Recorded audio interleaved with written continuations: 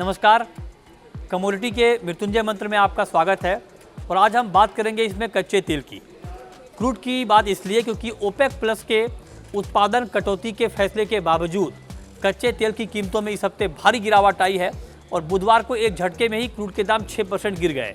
सवाल ये है कि जब ओपेक प्लस की ये पॉलिसी है कि जो उत्पादन में कटौती का पहले ऐलान किया गया था ओपेक प्लस की तरफ से, उसको कंटिन्यू रखा जाएगा साल के आखिर तक, ताकि सप्लाई पर कंट्रोल रखा जा सके और कीमतों को ऊपर रखा जा सके।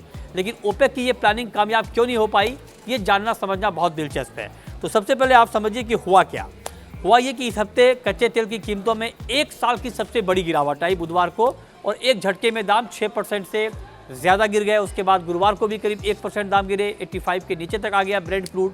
तो बहुत तेज़ गिरावट आई और ब्रेंट 85 के नीचे आया। उसके बाद WTI क्रूड जो है वो भी 84-83 के आसपास आता हुआ दिखा। ये सब तब हुआ जब उसी दिन ओपेक प्लस की एक मीटिंग थी और जिसमें ये तय हुआ कि जो पुरानी पॉलिसी है ओपेक प्लस की उत्पादन कटौती की, इसको साल के आखिर तक कंटिन्यू रखा जाएगा। पुरानी पॉलिसी क्या थी?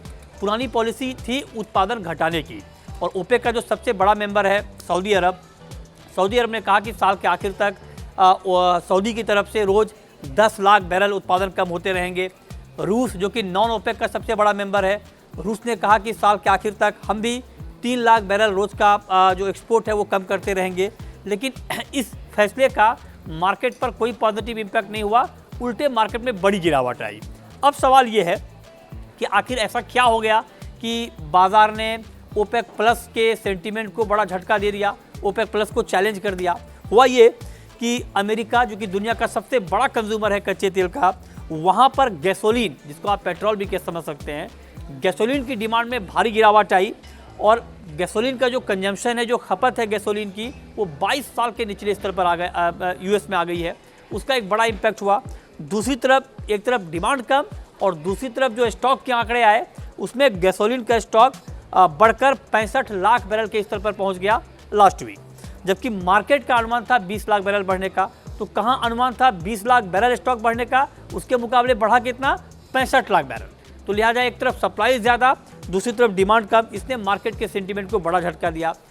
दूसरी बड़ी बात यह थी कि जो कशिंग ओक्लाहोमा, जो कि अमेरिका में WTI क्रूड का सबसे बड़ा डिलीवरी सेंटर है, वहाँ पर 8 हफ्तों के बाद कच्चे तेल के स्टॉक में बढ़ोतरी हुई।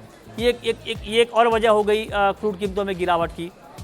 तीसरी वजह यह है कि डिमांड को लेकर अभी तस्वीर बहुत साफ नहीं है।